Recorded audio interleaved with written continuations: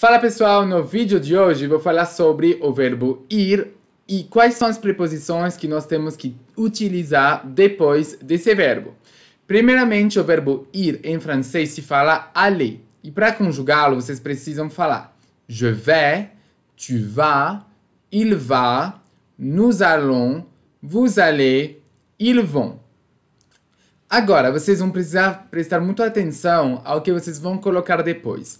Se se trata de um país feminino, vocês terão que utilizar o en. En, como je vais en France. Se vocês usarem um país masculino, como le Brésil, vocês terão que utilizar o.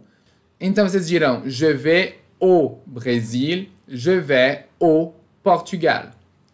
Se vocês forem utilizar um país plural, vocês terão que utilizar o, só que com um X. Mas a pronúncia não vai mudar, vocês vão continuar pronunciando o.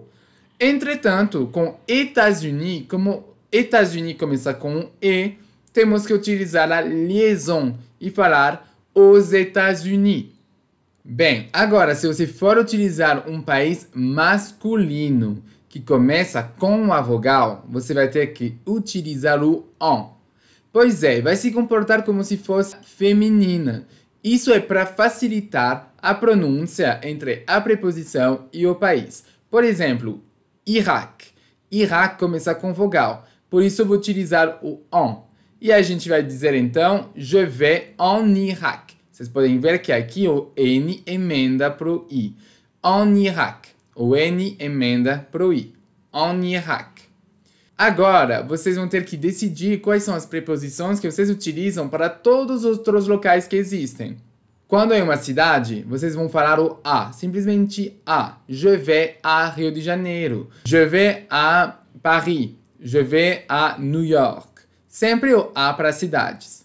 Se vocês forem utilizar um local masculino, como le restaurant, le cinéma, vai ser exatamente como com os países. Vocês vão falar o. Je vais au restaurant, je vais au cinéma.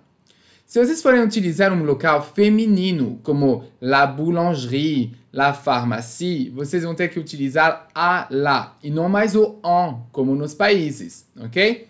Então, vocês vão falar je vais à la boulangerie, je vais à la pharmacie.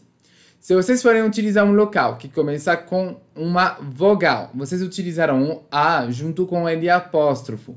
Por exemplo, je vais à l'étranger. Vou para o exterior, em francês vai ser no estrangeiro. Je vais à l'étranger.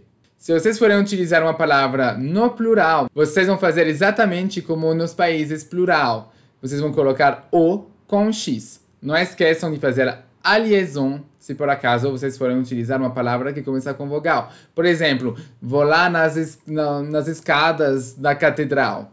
Vocês vão dizer, je vais aux escaliers de la catedral. Ok? Muitíssimo obrigado. Tchau, tchau.